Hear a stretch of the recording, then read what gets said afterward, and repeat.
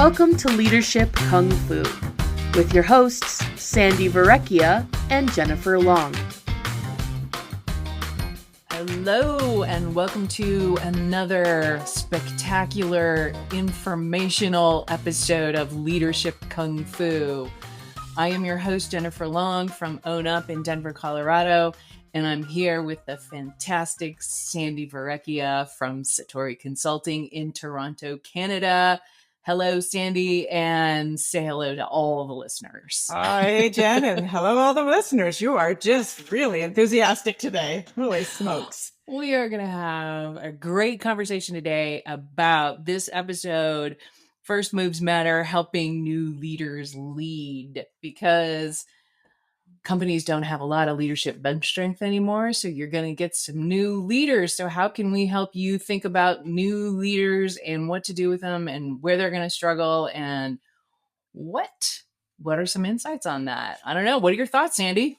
Well, I think there's the two views of this, right? I think I want new leaders to listen to this podcast because we want to get them to think about what kind of leaders they want to be and what. So we're looking at it from really 2 points. So this is not just about organizations trying to fix it for their leaders, but how can we give tips and tidbits for those new leaders that are rolling into new roles? And hopefully the two merge and everybody's super successful.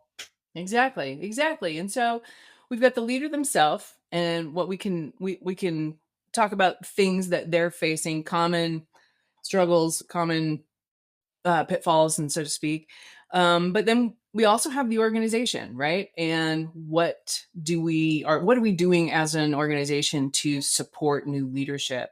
How fast are we moving, and what have we really put in place at all levels of transition where people are moving up into a different level of expectation and performance and scope and responsibility? Yeah. So do we want to start with the new leader and then? Yeah. Let's talk about the person. Into the people. So, you know that we run a Future Leaders program. We run a couple of different times of the year. And so we were thinking about one of the things that we really come across with in our program that we teach, but also through our coaching of our future leaders. And one of the hardest things I think that new leaders have is letting go of the work that they're doing, learning how to delegate, and spending their time in leading, because there's a feeling, I think, a general feeling that if you're not doing, what are you supposed to do with your time? And how do you transition from a doer to a leader? And it's a really difficult It's thing. A very difficult transition. And it's the framework, when I think about it and when I explain, when I'm looking at, I'm talking to a new leader and I'm trying to figure out, okay, where's this sit?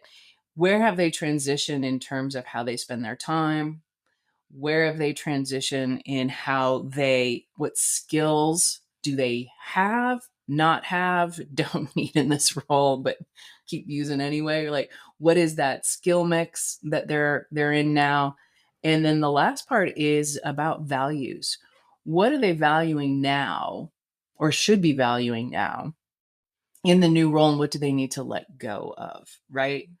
And I think that last one is always the one that gets you in the most trouble, because what you saw as important in your previous role isn't the same thing that should be important in your new role, and how you get your head around that, and how that what was true for you then is no longer true shift can sometimes take people a longer time to adapt.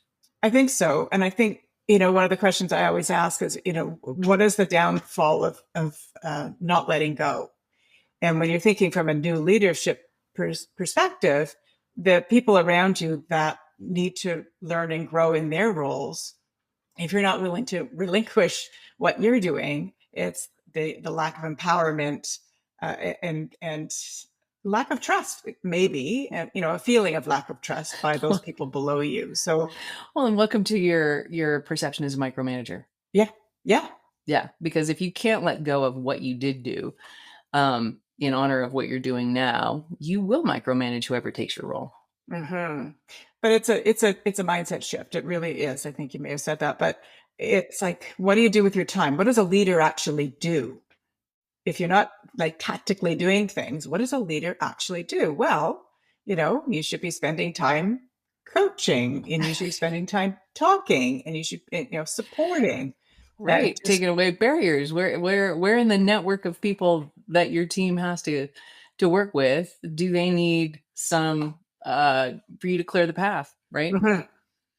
And I think when you go from when that mindset shift of doer to leader feels so fundamentally different, because that sense of accomplishment, that sense of task completion, that sense of finished work or whatever it was shifts, and you're no longer, you don't get to check the boxes the way you got to check the boxes. You don't get your dopamine hits from, I got this task done and I turned this in and I reached the end of this project or whatever. When you're leading something, right, your dopamine comes from, how's my team doing? What results are they getting? And in what ways am I supporting that and enabling them to do all of that good work on their own? Yeah. So I think one of the pieces that I think is fundamental to this is new leaders or people that are sort of aspiring to be new leaders really need to define what leadership means to them.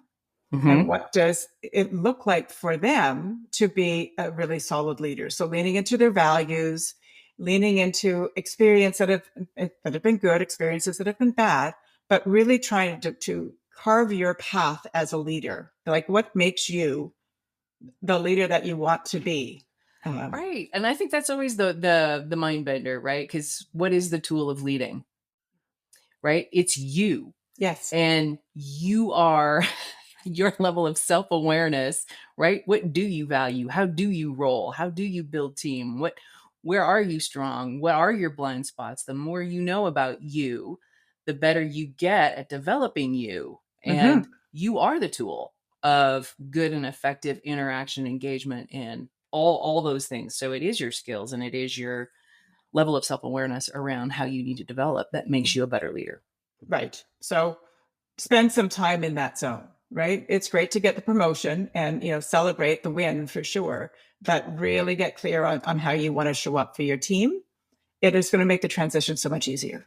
Right. And a good question to ask yourself is, right, what do you believe leadership is about? And how is that belief helping you or hurting you? Yeah. Yeah. And have a conversation with a good coach about that.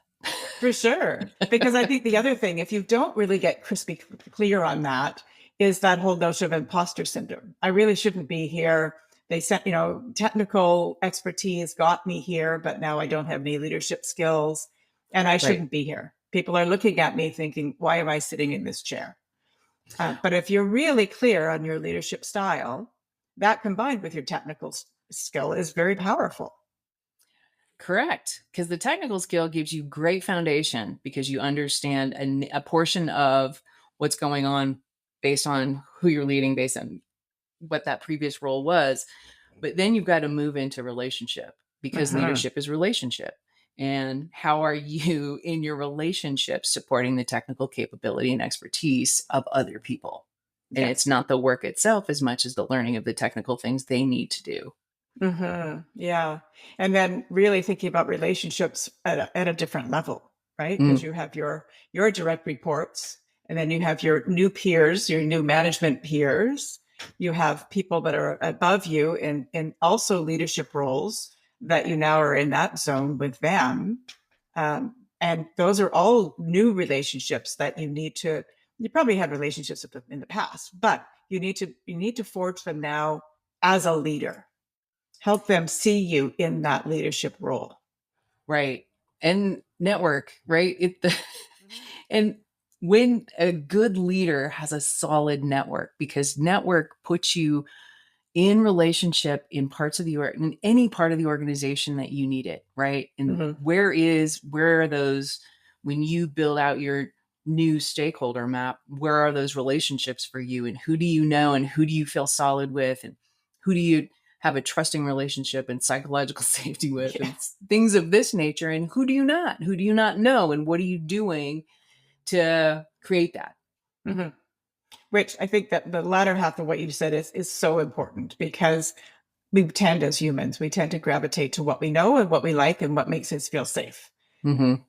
But those other leaders that we are not as familiar with, or maybe have been scary in the past, they are really important to your success. So big girl pants, big boy pants, go right. and forge those relationships. You've been promoted. You're now like thinking about that other boss that you guys used to all complain about, who's now your peer. Yes. Yes. Right. And what are you going to do with that? And how do you move through that, those stories, and what new stories can you tell yourself based on a new relationship? Because it is, when you're peer to peer, a different relationship and a different dynamic and a different level of connection than it was when you were just somebody else on somebody else's team. And I think the flip side of that is remembering that they knew you when as well, right? And so how are you shifting their narrative about you in that moment as well? Exactly. Yes. Which it's an interesting dynamic, is because it does. And I think this is the part, and we kind of touched on this in the when we were kind of pre-gaming the whole conversation of, what you tell yourself about people who get promoted into leadership, or when you've been passed over and you're like, oh my God, I can't believe they promoted that guy, or I can't believe, right? And you've got a story based on the experiences or experience you've had with this person. And so that's the story you're holding on to. And so here's the interesting thing that is really important, because I think people who don't get promoted can get angry and upset because they're telling them stories about experiences with a person. And on the other side of that, people are also getting promoted, getting put into position, being championed by somebody who's also had limited experience with a person, right? I had a great experience with this person, and so I want to champion them. Yep. And what we want to tell for both sides of that is people are more than just the project or the event or the experience, right? And so if you want people to see you as promotable, you got to remember that if you've only met them once, they've only got that story. That's right. That's why networking and network building and relationship building is so important, because if you've only got one story with a person, that's how you see them. And how do you build an ongoing narrative? How do you reintroduce yourself because we all are capable of learning and growing, right? And that's where we would say, if you got passed over, maybe that person has learned and grown since you knew them when, right? If somebody's getting championed and that's the only thing they've got to go on, they haven't got the complete picture and they might not be that good for the role. So right. You've got to really broaden that horizon and give people the benefit of growth and the benefit of becoming. And that's really, as you lead, how you want to start to see people and think about people. Right. So I want to spend a moment on these people that have been passed over, right? Because they're going to be bent and twisted and upset, likely, right? Because they would have seen themselves as appropriate for that role. Somebody got it, probably a peer that maybe they don't think was as ready as they are.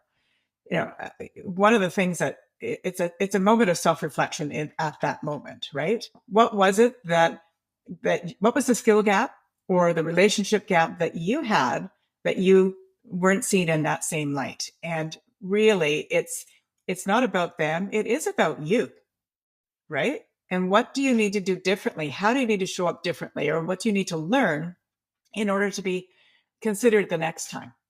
Right. So you can sit and sort of stew on it. You could show up under the line, below the line, right? As a victim, as all that sort of thing. Or you can, impact how things will be in the future. So show up above the line and make the world happen by you. So I really encourage anybody. Are you quoting the Oz principle on accountability on this above the line, below the line thing? I might be. We don't talk about that on this program. We only talk about own up in accountability. I know, but I do love the model. I really do love the model. Oh, we talk about above the line and below the line only when it comes to financial responsibility and autonomy and making decisions. You do you, I'll do me. Okay, there is a moment, right? There is a moment there where, if you've been passed up, you need to own up on that one and and then let the other person lead, right? Give them the grace that they need to be successful. Exactly. Because you would want the same. You would want the same. And that's important. And so another thing that we talked about is just, I mean, we mentioned imposter syndrome briefly. What's a good way when you are in that moment of, oh God, I can't believe I got this job? What's a good way to handle that? How do you do that with your new leaders? I always tell them to fake it till they make it. Stand like Superman. A lot of it is that, right? You know, big breath before you speak. You know, fill the space that you have. I think there is some truth to the fake it till you make it. Somebody else has seen you in that light. Somebody else has said you have the skills, the knowledge, you know, to grow in this role, and we have the trust in you. You as an individual being placed in that role really need to reflect on the fact that you should be there, right? You should be there. And that's a narrative that I tell I work with my leaders a lot on, like, tell yourself you should be there. Write it on your computer if you have to. I deserve to be here. It's very much associated with the story you tell yourself. Yes. And I think sometimes we don't pay attention to this story. We're actually narrating to ourselves. We can be very unkind when we don't feel confident. Yeah. And the most, and I think unless you've experienced, it's an interesting dynamic, right? You're kind of unsympathetic to people. You're like, what's the matter with you? You're fine.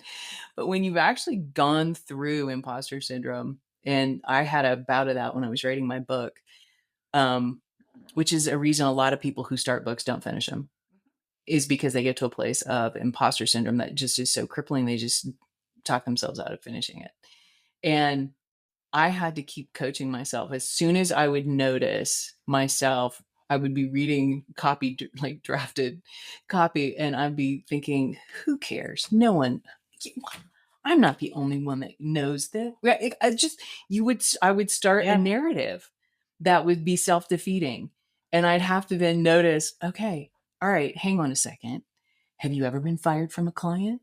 Has anybody ever told you it doesn't work? Right. I'd have to go back into, how did I get here? Like, what was the, and you know more than you think you know.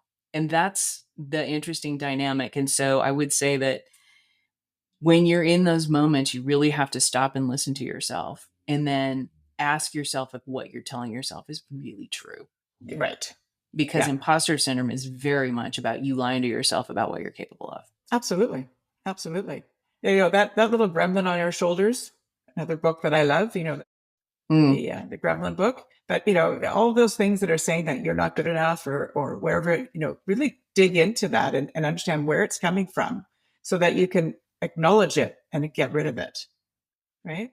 Yeah. Because I can't even believe, Jen, that you would have been feeling that when you wrote your book. You're the expert master on accountability, without a doubt. Right. And I can just I can spitball on it all the time. And it's interesting because and imposter syndrome can happen to anyone, and you can be very successful in so many ways, and yet you can do that to yourself. And so we don't want to discount it because it can be crippling. It can stymie all of a sudden somebody who is such a great individual contributor or whatever, and then you find yourself in this role.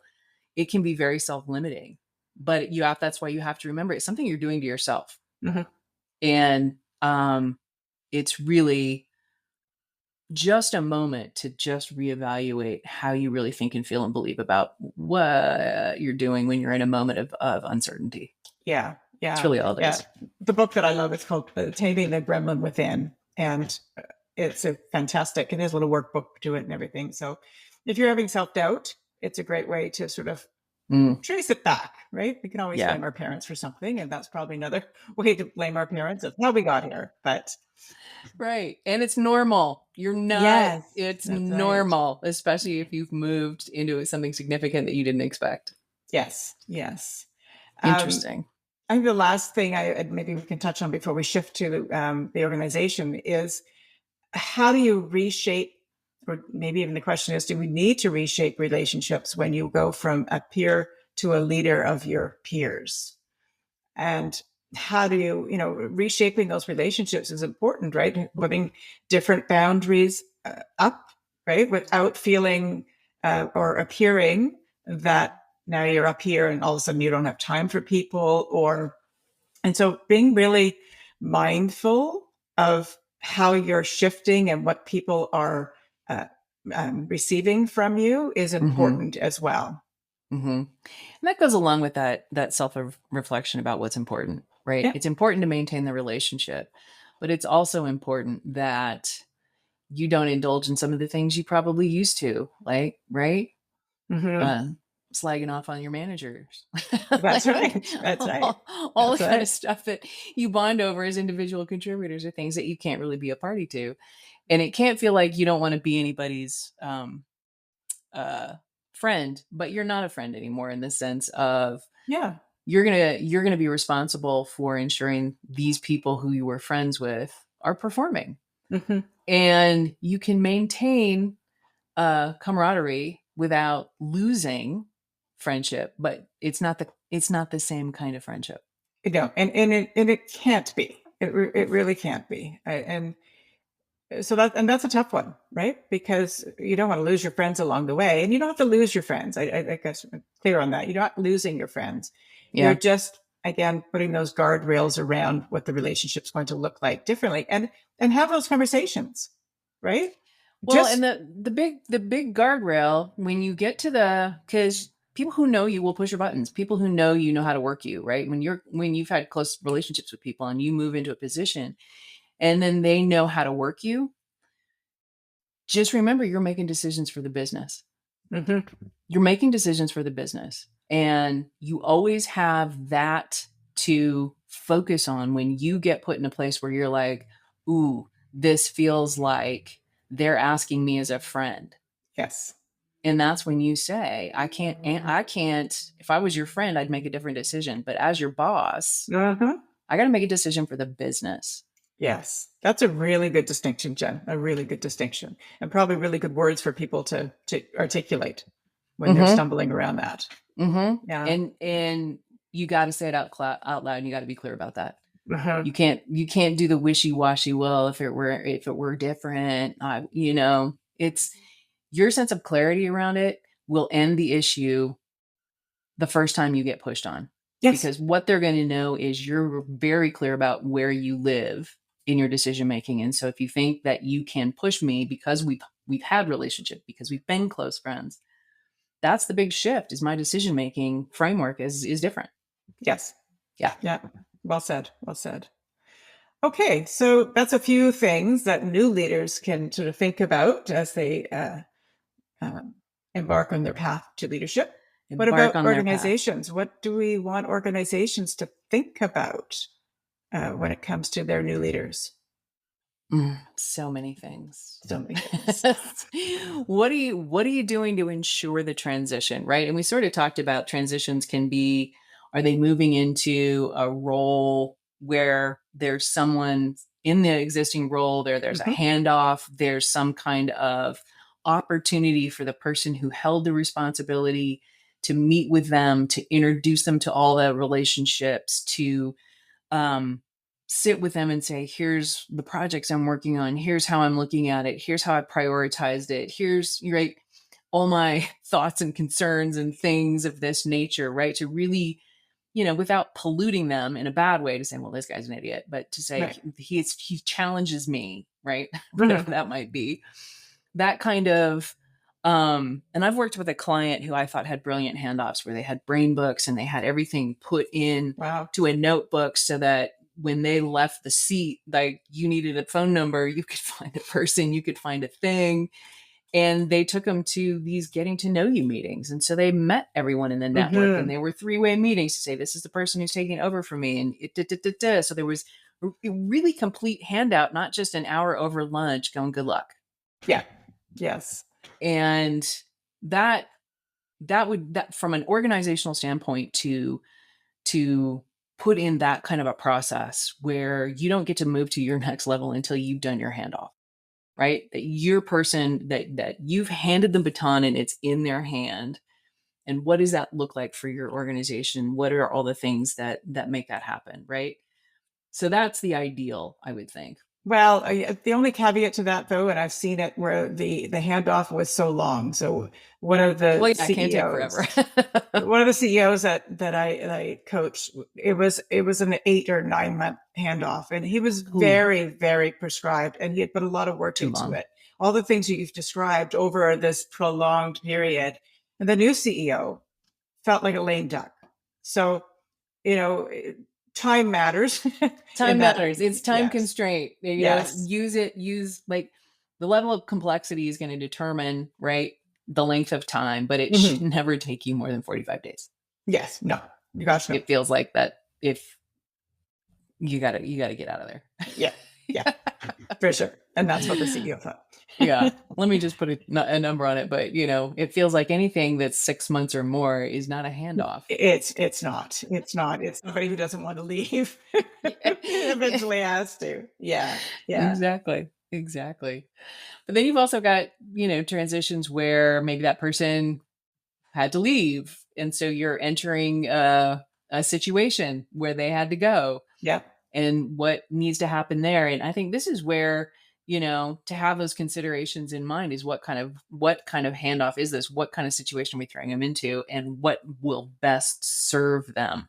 I don't think there's a one size fits all answer in those situations. No, for sure. Do you want to give them a mentor, right? Somebody that can be an advisor at a peer level, right? Here's how this kind of meeting rolls. Here's what we do when we do this. Like can help them lay the land in your freshman year as leader.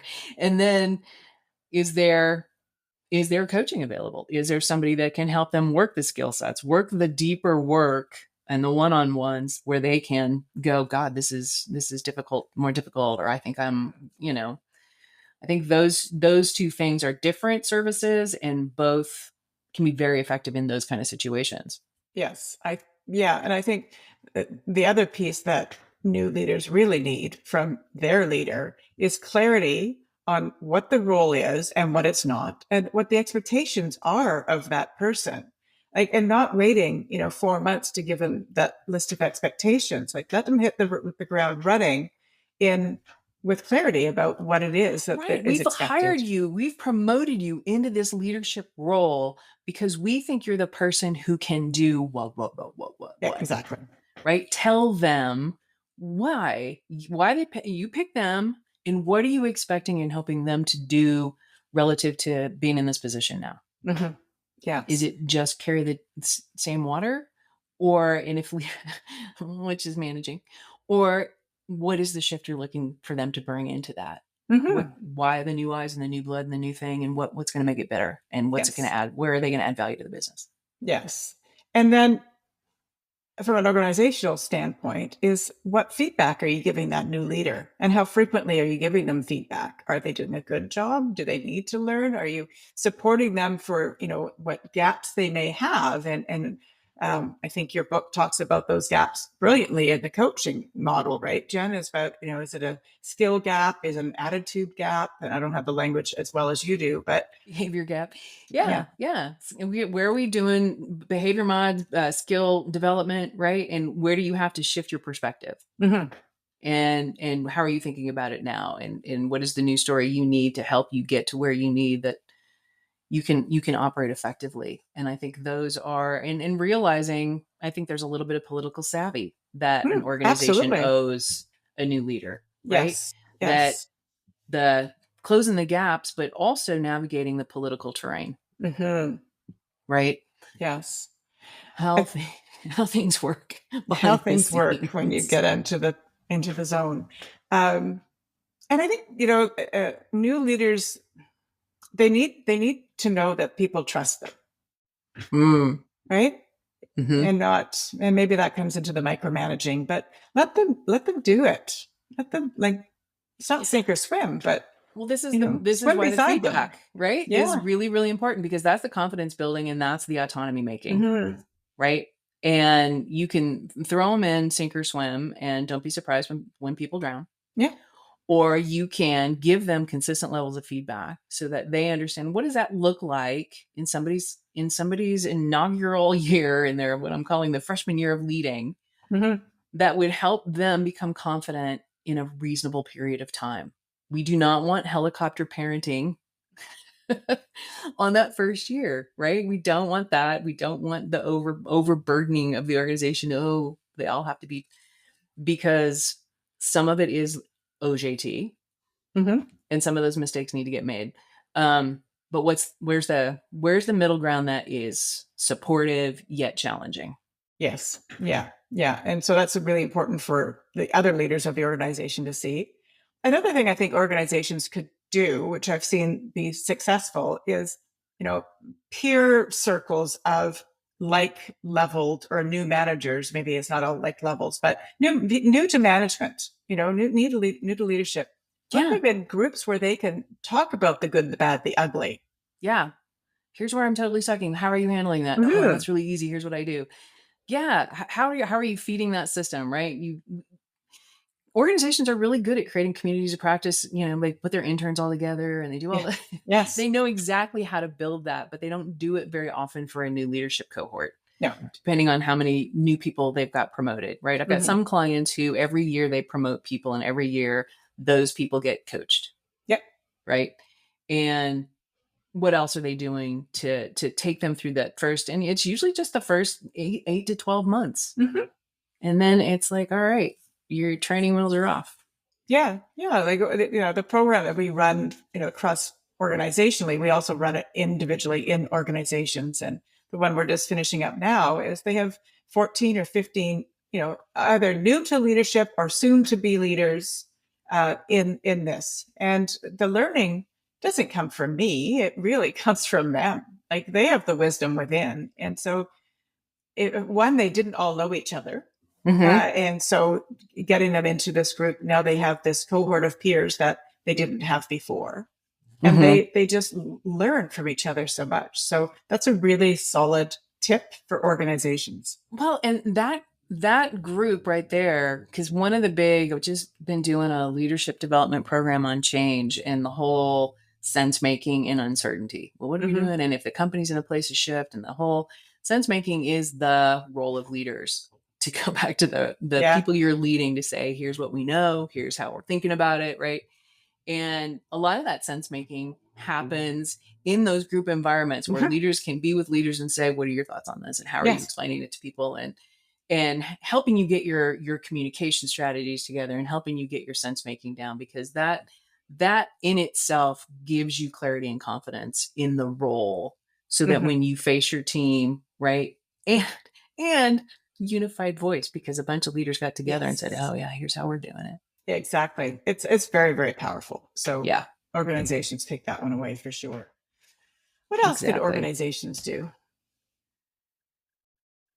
Well, the thing we haven't talked about is finding voice and influencing. Yes. Yeah. And I think that's always an interesting piece that I think organizations can lean in on. Where new leaders feel like, I don't have enough time in the seat. I don't have enough, hours in the meeting, that people don't know me yet. Like, they show up too quiet. and some organizations sort of foster this, right? You're a new leader, so you need to be quiet. That certainly happens on a lot of my boards, where you're a new board member, so you just need to learn. Watch and learn. And I say no, right? You're there because you bring a different perspective. Yes, you're learning along the way, but you're still adding value. Oh my God, the power of fresh eyes. Yes. And to understand you have two valuable assets as a new leader. One is fresh eyes, and two is a rookie card. Is you can try things. Yes. And do things that other leaders can't, because you're in this freshman year, which is a great catalyst for change if it's something that actually gets some traction. Yes. And so you can ask the obvious question that no one in the room is asking. You can, which sometimes is the fresh eyes question of, why are we doing that? Exactly, which is why I love consulting, because I can ask those stupid questions because I Right. don't work in the business.